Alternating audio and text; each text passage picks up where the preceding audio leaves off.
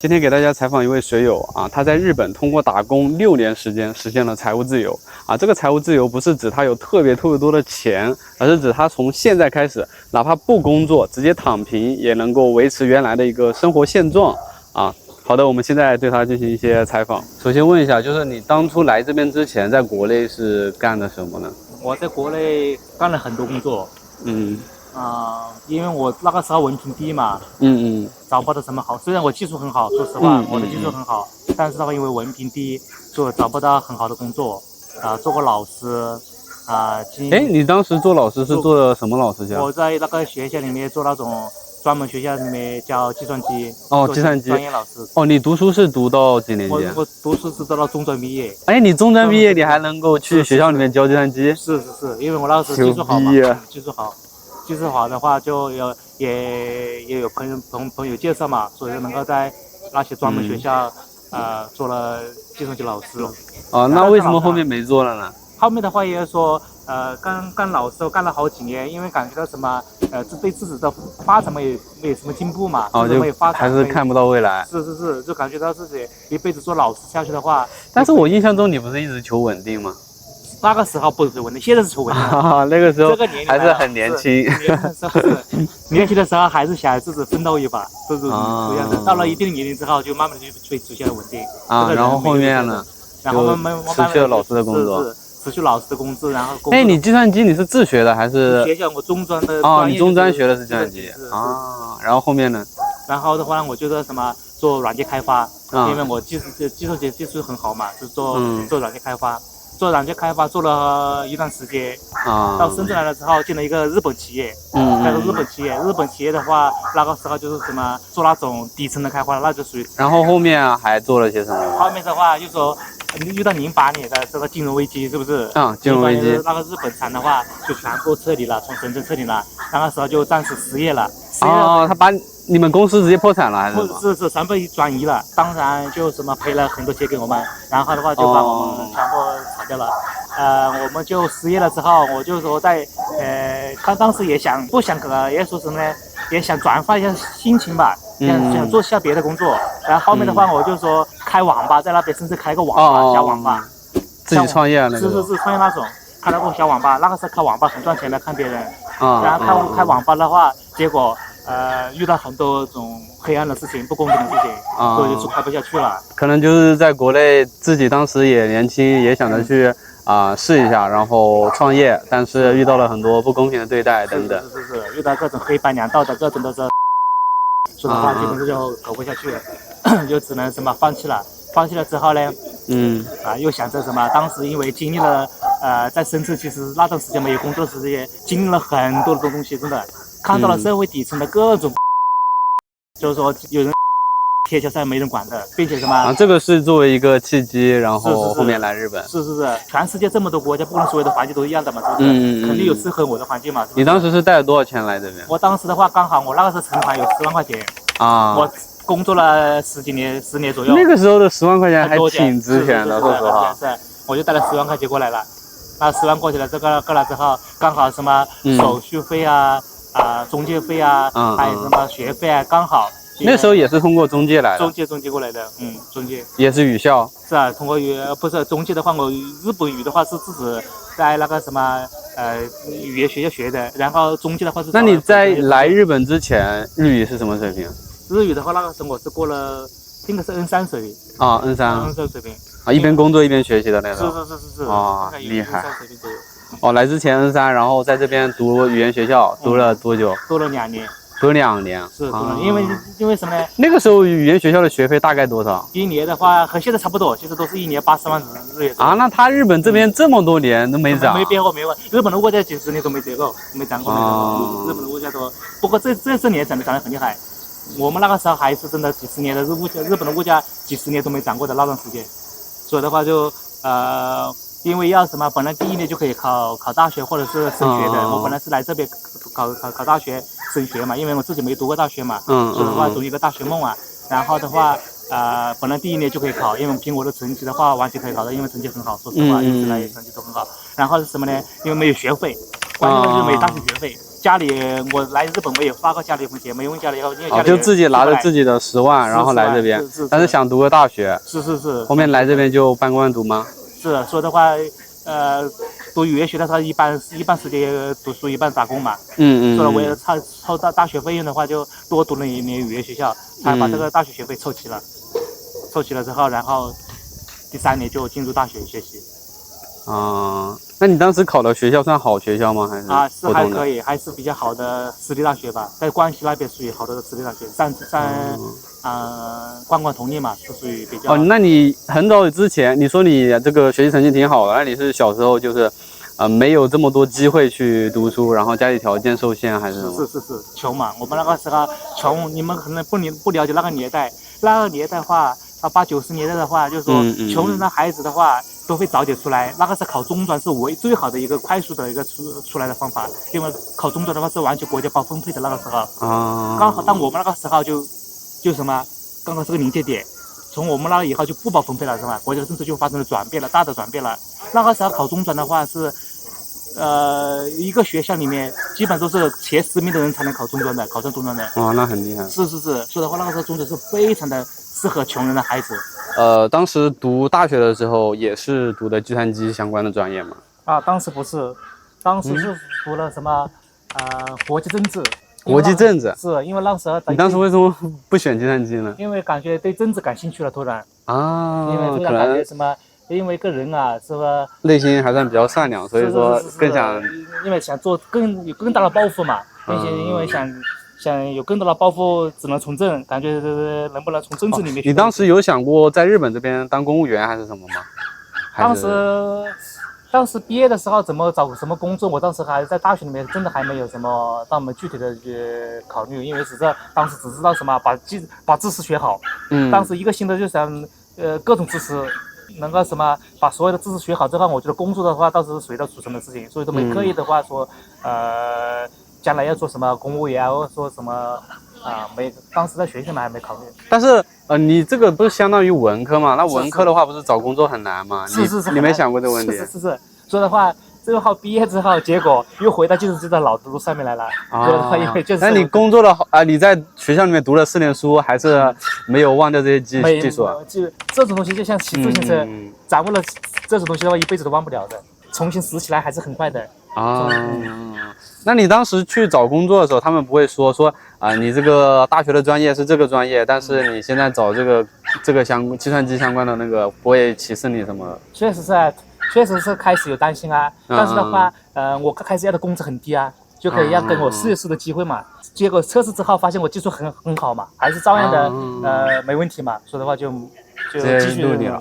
你当时来日本的时候大概是多少岁？那个时候？那个30岁了。30岁了啊！大家可以看到，实际上有很多水友他也是那种偏接近30岁才出来留学的，而且他在来了这边之后，好像在语言学校里面读了2年啊，当时是读了2年，对吧？读了2年，那就差不多32了，32，然后再去读的大学，所以说什么时候都不算太晚啊。所以说大家如果说有这种想法的，只要你行动起来就有机会，也不用太过于担心这担心那的。你看人家32岁才去读大学，也就照样的。不过有一点点不太好的就是说，你要32岁再读4年的话，就接近36岁了。36岁你和那些年轻人，那些19、20岁的人拿的是一样的工资啊，这一点上面可能会有很多的不太舒服，对吧？但实际上也能够生存下来，对吧？然后你当时在大学里面考的这个 N2，还是说在语言学校里面考的这个？语言学校我第1年考了 N2，第2年考了 N1嘛。哇，这个真的很强。在日本学习也很快的，因为他们有这个环境之后就很快了。但是你的性格不是相当于那种不是特别不算特别 E 人，就算那种 I 人，不是特别经常讲话的，也是1年考1个证，是，好像就是完全是学霸类型的了。是很内向的，基本上就是靠死记硬背出来的。然后后面的话就是大学毕业，然后直接去了这个 IT 公司啊，一直干到现在。你当时的一个薪资待遇大概是什么样子？当时的话就和刚刚毕业的差不多，其实也真是差不多。到手20万左右吧，到手20万日元左右月薪。他每一年大概会给你们涨多少呢？你是说日本的一半还是说我？日本啊，日本的一半的话是每年的话，它计算机呢5%左右吧，5%到10%左右吧。那像你的话，你是属于那种技术还可以的，那就涨得快一点点。涨得快一点是，你就是说像我们这种就可以，你技术非常好，然后说你就可以和老板谈了，就说加2万不够啊，加5万或者加10万都可以和老板谈。那你是在涨了多少年之后，后面就趋向于稳定，就涨得比较少了呢？因为我现在工作才5、6年嘛，2008年毕业嘛，我现在过来的话才5年嘛，说的话。现在才工作6年吗？是工作6年，过6年啊，6年多，快7年了吧？快7年了。2018年嘛是。你是什么时候拿到的那个绿卡？是去年。去年是在语言学校读了2年，大学4年就已经6年了，然后工作个4年左右就可以申请绿卡了。5年吧，工作是5年，去年拿到的。他那个申请绿卡，当时有没有卡你们的薪资什么各种？没有，这个的话我都是什么通过中介给我办的，全部交给中介了，中介什么各种手续啊都是中介帮我办的，我只要什么他给我什么让我填什么东西，什么盖章之类的，然后我就这个写了，写到他的数据的收集啊那些什么，全部是他在帮我说，生活10年以上，工作5年以上。各种社会费没有拖欠。我听网上有一种传言说，你如果说你留学生的时候，你申请那个医保啊、年金啊、这个减免啊，后面会影响这个？不会。有听说过吗？不会吗？是啊，他这个他查你的这个什么这个医保或者这个什么保险的话，他是查最近3年的。这是查3年的，你这3年都没问题的话就没问题的。我有一个很大的疑问，就是你当初这个是怎么在5、6年的时间内这个实现这个接近财务自由，就是说现在不工作了也可以生存下来的？你是怎么做的？本来是个什么交际面很少的人，交际说的话就很容易存钱，然后就是自己没有其他花钱的爱好。第二个的话，因为我们是穷人出身嘛，老百姓孩子出身，做的很节约，真的是基本花不了任何钱。所以平时的话，生活费很低，就是一种什么最低的一种消费状态。你大概是什么时候开始在日本买的第一套房？毕业3年后就买了第一套。哇，大家听到没有？在日本，他当时干 IT 第3年就买了一套房。当时你第一套房大概是多少钱？第一套房很便宜，因为我当时是什么，就是自己住嘛，住的话就是说将近人民币将近40万左右。40万左右。是40万左右。那你就相当于在3年以内攒了40万。是，差不多。我的妈呀，太狠了！实际上我之前也计算过，在日本的一个开销挺大的。我算下来，如果说我们到手20万，以正常人的一个水平啊，每个月就只能存3000人民币左右，感觉3、4千人民币左右。我的租房的话都是和别人合租，合租的话一般我控制在3万以内。3万以内。是啊，3万以内。然后生活费的话，每个月也就3万以内。所以话每个月的话，我的开销开销就3000块钱。是。我的话，其实非常低的，我那个的消费。你每个月的开销是3000人民币左右，然后薪资到手大概是1万，就相当于每个月存7000。然后后面再涨薪，前几年因为你的技术好，所以涨得比较多。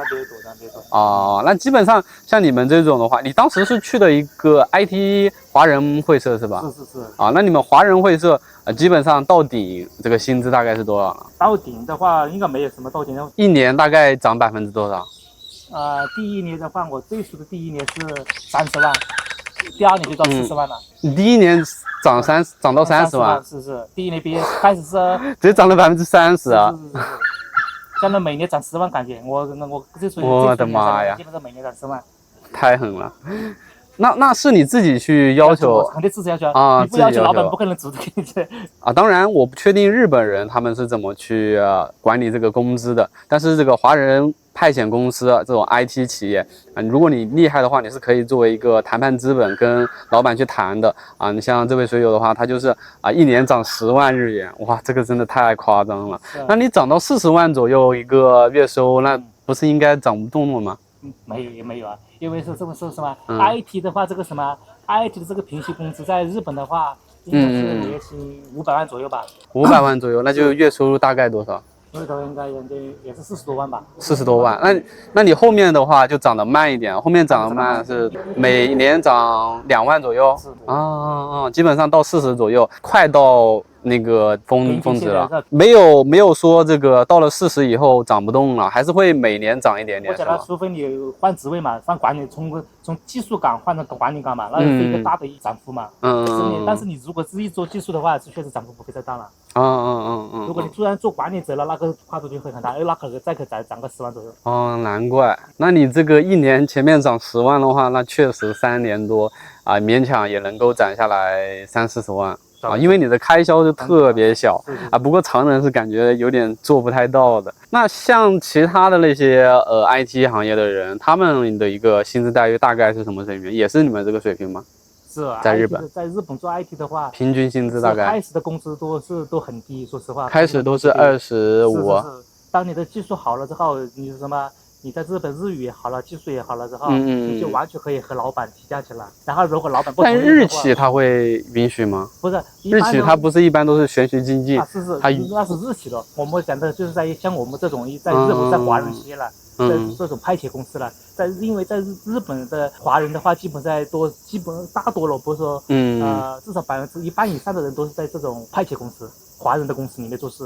甚至在日本大企业里面的话，那种人很少，那就少一点。所以说我们这种，那你知道日本这边的一个 IT 会社它的一个待遇和这个要求吗？大概了解过吗？他们的是个年功序列嘛，他们日本的就是说，根据年龄来涨的嘛。他们的这一套的话，涨个10%到5%到10%这个范围嘛，就不是像我这样的突然涨10万，那是不可能的，那是不可能的，绝对不可能的。那实际上，感觉如果是这种情况下，比较建议大家去选择那个华人会社就如果你技术特别好，选择去华人会社会好一点点。当然，大家自己要去甄别，就是这个会社它到底好不好，就是尽量不要选那种特别坑的多去网上收集一下信息。有那种特殊的比较坑人的那种事情吗？小公司的话，说实话，我绝对没大公司那种福利好嘛。在大公司有各种福利的嘛，小公司基本上没什么福利的嘛。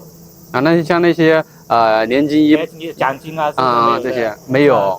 还有什么各种的平时的什么福利都没有的。就是工资涨得比较快，就死工资就是根据你的实力，然后薪资涨得可能比较快。其他的东西都没有。那你这个年金都是自己的工资自己交？不是，年金的话，你看是什么？公司会报销吗？在华人的公司有2种嘛，一是你成为他的社员，成为社员的全部是公司交。第二个的话，你就不作为，一般是20%的税嘛，所有的税费加起来20%左右。包括年金。是，包括所有一切20%左右。到手大概80%左右。那你大概后面第2套房是什么时候买的呢？这套房是去年买的。去年买的。是。那第2套房大概多少钱？这个房的话就稍微，因为第1套房只是1室1厅嘛，第2套房有2室1厅嘛，这套房有60多万，人民币60多万。大家这个注意了没有？这位水友他是在第3年左右买了第1套房，大概40万人民币，第2套房大概是60万人民币就相当于第5年左右。我的妈呀！那相当于5年时间内在日本这边买了2套房，虽然是2套房，但是加起来人民币也是100万左右。100万，你要知道，纯靠打工就是这种普通的那种阶层，就是也不是说什么这个公司的高层啥的，在5年时间内攒下来100万，大家敢想吗？我感觉这对于普通人来说真的不太敢想，太夸张了。那你那套房现在是放在那里出租？是在池袋那边池袋那边。那个是30多一点点吧。现在这个房子大概多少平？10几？现在这个是20。大家看到这个东京的一个房价它这个现在住的这个算比较偏但是池袋那个应该不算偏吧？池袋那边不算很偏的，60万人民币能拿下30平左右的，那是很老的房子了。但是你能租出去，我感觉这个实际上也是一个很不错的一个投资是投资，作为投资来讲。现在这个房租大概能收多少？那个收个5-6千吧。5-6千人民币，5千左右吧。那就相当于月租10万个日元左右。那你实际上你每一个月的开销，实际上现在应该更低了吧？连租房都不用了。是啊，说的我是。你现在在日本的话，每个月开销可能也控制在1500以内。是的，1500。太狠了。人民币的话1500左右。一个月开销1500，他那个房子放在那里出租的话，收入大概是5到6千。啊，已经是财务自由了。现在不工作已经实现财务自由了。是完全工作不可以，完全不工作可以的，只是过得什么清贫一点。准备再工作2年3年。是啊，再工作2年就完全退下来了，完全不工作了。这位水友就相当于5年之内就实现了财务自由，通过这个打工，太狠了，太狠了。那你这个后面有什么计划呢？再坚持个工作2、3年，就不工作，不工作之后就准备做点自己喜欢做的事啊，比如去旅游，然后自己喜欢写作嘛，自己重新开始写作。你之前说你每个月的开销大概能控制在3000以内啊，那么你现在的话还没有结婚对吧？那你对于这个婚姻感情这方面是怎么考虑的？啊，因为以前嘛，受过感情的伤害嘛，已经啊，你以前在国内？是，你现在国内是谈恋爱还是结过婚？是没结过婚。但是受过感情的伤害嘛，所以的话，这辈子就决定一个人过一辈子了嘛。啊，没有想过找个日本女生？不准备找了。一个人不会孤独什么这些吗？不，没有。我这个人反而喜欢孤独，喜欢安静。那你这个未来如果说自己年纪大了，这个动不了了，那怎么办？去养老院嘛，日本的养老院很发达的。在日本这边，如果说找日本的 IT 会社，大概需要多高的要求？比中国低很多。中国的话呢，它都是什么？要考虑各种技术，然后呢，要求高，还工资。他这边会面技术面什么这些啊？没有，这边没有。那你像计算机行业的话，基本上 N2就能去面了吗？还是说？可以。现在很多我们在现场遇到那些很多人啊，日语都很差的，但是他技术好。比如说你在日本想混下来，技术好或者日语好都可以。就你日语不好，你实际上你可以不跟顾客交流，就让现场有日语好的人去交流。是，因为很多现场都有中国人很多的。那有那种就是他大学或者是说他专门学校里面不读计算机专业，但是他最后选择搞计算机，也有很多，也可以去面上。因为他们很多人，因为日本的这个 IT 行业缺人嘛，所以的话他就很多的那种培训公司啊，那些中介公司啊，他就从社会找那些非计算机专业的。把你招进来之后，就给你培训2、3个月，然后给你派到现场去，这样的培训你。大概懂了。好的，采访就差不多到这里吧。这个大家也了解了实际上，虽然说我之前很多期视频里面讲了在日本确实很多地方并不是大家想象的那么美好。第一次看到一位水友，就眼里透出来的光，就他对日本特别的喜爱，就是因为他在日本这边确实是。改命了，就是逆天改命，就是他在短短的5年之内实现了财务自由这个当然不是大家能够做到的，一般人是做不到的，因为他特别节省，对吧？就是像他说的，在国内他当时可能经历了很多不太好的遭遇，然后来这边之后，就仅仅通过打工，然后改变了自己的命运，现在也算是一个中产阶级，对吧？而且现在就算不工作也能够过得不错。就相当于已经可以躺平了，就只花费了5、6年时间这个真的很夸张了那么希望这期视频能够给大家带来一些正方向的，就是一些鼓励性质的，就我们不能只谈日本这边的一些不好的东西，我们还是要谈一些这边好的一些地方，对吧？当然除了这位水友他在日本这边短时间内有一个很好的一个正反馈以外也会有一些水友跟我讲，在日本这边实际上生存下来还是很难的所以说大家也不要听信一面之词有好也会有不好的。后面如果有机会的话，我会去采访另一位水友，就让他去讲一下他通过中介然后来这边留学或者是说通过中介来这边进派遣公司，大概受到的一个不公平的对待等等我听我那个水友说他还被扇了一个巴掌这个挺惨的。好的，那么本期视频就到这里了，感谢大家耐心观看，我们下期再见，拜拜。